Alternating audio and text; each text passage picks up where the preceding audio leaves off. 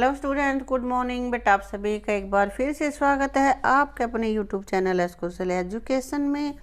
और आज हम पढ़ रहे हैं हमारी 4th क्लास की ईवीएस का 15 चैप्टर, कहाँ कहाँ से जल, यानी कि हमें पानी कहाँ कहाँ से प्राप्त होता है। तो देखो, सबसे पहले ये अपना पिक्चर दे रखी है, यहाँ पे ये पिक्चर देखो और इसमें कह रहा है चित्र को देखो और लिखो चित्र में क्या क्या दिखाई दे रहा है। तो हमें क्या क्या दिखाई दे रहा है इस पिक्चर में, ये हमें यहाँ पे लिखना है। देखो यहाँ पे ये पहाड़ है ना, पर्वत हैं और ये बर्फ़ है, तो हमने लिख दिया पहाड़। और फिर यहाँ पे हमने बर्फ़ भी लिखा है। और क्या है, ये देखो नदी बह रही है ना। और इधर ये झरना भी है। और क्या है, बादल है, ये पक्षी उड़ रहे हैं, चिड़िया है ना शायद, पेड़ हैं। ये क्या है, क्या है भाई, ये ट्यूबवेल है, कुआं है, हैंड पंप है, घर है। जो जो हमें यहाँ पे दिखाई दे रहे हैं वो हमें यहाँ पे लिखना है। तो हमने लिख रखा है यहाँ पे पहाड़, नदी, बर्फ, पेड़, कुआं, बादल, चिड़िया, घर, हैंड पंप। अगर कोई रह गया हो तो वो भी लिख लेना आप, ठीक है। अब नदी कहाँ से निकल रही है, ये देखो नदी कहाँ से निकल रही है, यहाँ से पहाड़ों के बीच ये ऊपर बर्फ़ जमी हुई है और बर्फ़ पिघल के पानी बन रहा है उसका, और फिर नदी का रूप लेके ये बह रही है, ठीक है। नदी के अलावा जल के और कौन से स्रोत इसमें दिखाए गए, पिक्चर में कौन से दिखाए गए हैं, अपनी तरफ से नहीं लिखने। तो नदी के अलावा पिक्चर में और क्या है, ट्यूबवेल है, कुआं है, हैंड पंप है, चश्मा है ना, वो झरना बह रहा है यहाँ पे, ठीक है। अब आगे है सोचो और लिखो। नदी के अतिरिक्त पानी के अन्य स्रोत जानने के लिए दिए गए अधूरे शब्दों को पूरा करो। तो यहाँ पे देखो, ये जो रेड से लिखा हुआ ये मैंने लिख रखे हैं पहले से ही, ठीक है। तो जो ये खाली स्थान है और ये तुम्हें भरना है, झ और न, तो बीच में क्या र आ जाएगा तो झरना बन जाएगा। अब यहाँ पे लाभ है, आगे लिखना है हमें, तो कि लाभ है क्या होगा, तालाब, तो हमने लिख दिया तालाब। ऐसे ही कू, आगे क्या लिखें, कुआं, तो ये हो गया कुआं। हैंड पंप, ट्यूबवेल, ये मैंने लिख रखे हैं, आप देख लेना, ठीक है। क्या तुम जल के कोई अन्य स्रोत भी जानते हो, और यदि हाँ तो उनके नाम लिखो। जो अब तक हमने जाने हैं इनके अलावा अगर और स्रोत तुम्हें पता है तो उनके नाम लिखने हैं। जैसे हमें पता है भाई नदी है, जोहड़ है, सागर है, झील है, महासागर भी लिख सकते हैं हम, ठीक है। जो ये ऊपर लिख रखे इनके अलावा कह रहा है ये। क्या तुमने कभी कोई नदी देखी है, यदि हाँ तो कौन सी। तो अगर आपने देखी है तो उसका नाम लिख दोगे, नहीं देखी है तो फिर लिख दोगे नहीं दिखी है। तो यहाँ मैंने लिखा है हाँ मैंने देखी है। और कौन सी नदी, यमुना नदी देखी है। क्या तुम्हारे गांव के आसपास कोई नदी, नहर या तालाब है, और है तो क्या है। हाँ, हमारे घर के आसपास एक तालाब है। किसी के घर के पास कोई झोड़ होगा, उसके आसपास किस तरह के पेड़ पौधे हैं। तो जो तालाब है या कोई जोहड़ है तो उसके आसपास किस तरह के पेड़ होते हैं, नीम, बरगद, पीपल। जो आपने देखा है, जो आपके वहाँ पे दिखाई दिया है वो पेड़ आपने लिखने हैं, मैंने ये लिखे हैं, ठीक है। उनके किनारे पर लोग क्या क्या करते हैं, तो वहाँ क्या क्या करते हैं, कुछ ऐसे होंगे जहाँ पे पशु भी पानी पिलाते होंगे, या फिर स्नान करते हैं, कपड़े धोते हैं, कुछ जैसे चिनाई वगैरह करते हैं तो वहाँ से पानी लेके भी चले जाते हैं, ठीक है। और आगे अपने पास है, क्या उसके पानी में सर्दी या गर्मी, बरसात में कोई बदलाव आते हैं। जो उसमें पानी है उसमें सर्दी, गर्मी या बरसात में कुछ अंतर आता है। बिल्कुल, गर्मी में पानी कम हो जाता है क्योंकि वाष्प बन के उड़ जाता है, और बरसात में अधिक पानी हो जाता है क्योंकि जब बारिश होती है तो पूरे गांव का, शहर का पानी उसमें चला जाता है बारिश का, तो पानी ज़्यादा हो जाता है। अब आगे है पता करो और लिखो। बारिश के बाद गलियों, सड़कों आदि का पानी बहकर कहाँ चला जाता है।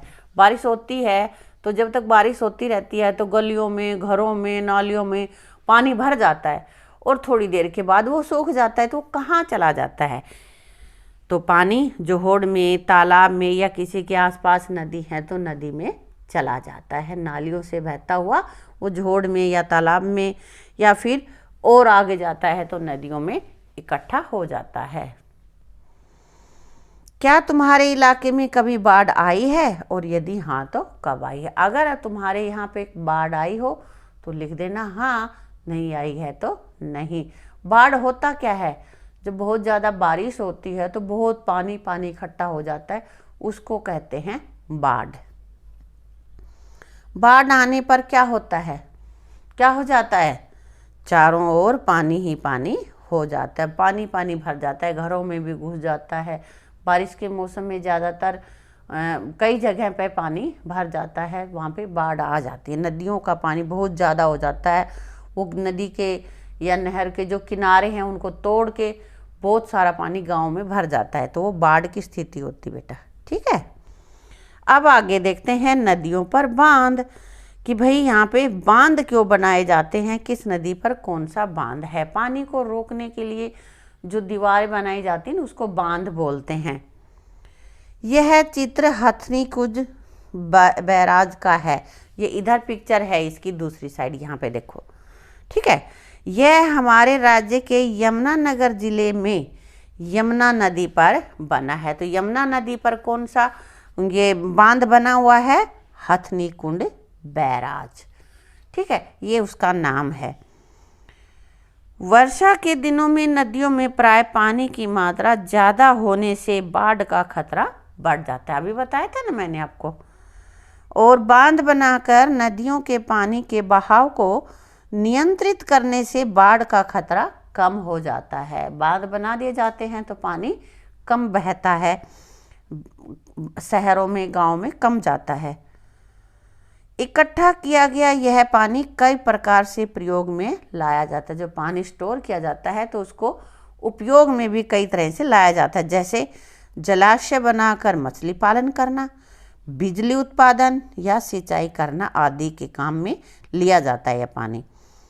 बांध में जमा किए गए पानी से नहरें निकालकर जल की आपूर्ति की जाती है। यानी कि बांध बनाया और फिर नहरों के द्वारा पानी को खेतों तक पहुंचाया जाता है ताकि खेतों में सिंचाई हो सके।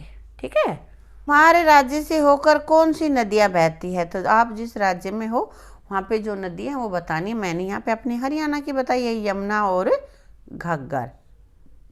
उन नदियों पर कौन से बांध बने हुए हैं? तो जो बांध बने हुए हैं उनके नाम तुम्हें यहाँ पे बताना है। यमुना नदी पर है हथनी कुंड बैराज, अभी बताया था, और घग्गर नदी पर है कौशल्या बांध। ये हमने इनके फिर जो बांध बना रखे हैं उनके नाम बताए हैं। नदियों पर बांध क्यों बनाए जाते हैं? अभी अपने पढ़ा था ना, पीछे आया था, बिजली बनाने में, सिंचाई करने में या फिर बाढ़ आने में नियंत्रण करने के लिए, कि बाढ़ ना आए इसको रोकने के लिए नदियों पर बांध बना दिए जाते हैं। ठीक है, गर्मी के मौसम में नदियों, तालाबों आदि में पानी कम क्यों हो जाता है? देखा है तुमने, नदियों में भी कम हो जाता है, तालाबों में या कोई जोहड़ है, झील है, उसमें पानी कम हो जाता है। क्यों? क्योंकि गर्मियों में पानी तेज धूप के कारण वाष्प बनकर उड़ जाता है, भाप बन जाती है और वो ऊपर चला जाता है। यह पानी कहाँ चला जाता है? कह रहे पानी कम हो गया तो पानी कहाँ चला गया? पानी वाष्प बनकर वायुमंडल में उड़ जाता है, वायुमंडल में उड़ जाता है, हल्का हो जाता है, हल्का होके ऊपर उड़ जाता है हवा के साथ। ठीक है, उड़ गई पतंग। अब देखो यहाँ पे पतंग उड़ा रहे हैं, भाई क्या है देखते हैं। दीपा खेल रही थी, खेलते खेलते उसे प्यास लगी।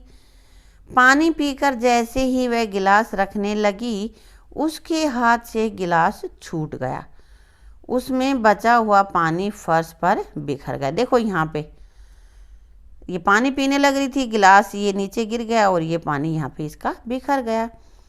दीपा ने नीचे देखा तो वह हैरान रह गई, उसे बिखरा हुआ पानी बादल जैसा नजर आया।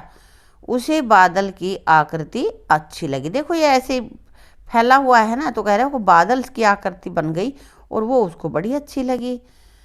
अब दीपा ने फर्श पर बिखरे हुए पानी में उंगली फिराकर उससे एक फूल की आकृति बनाई। देखो यहाँ पे ये बनाने लग रही है।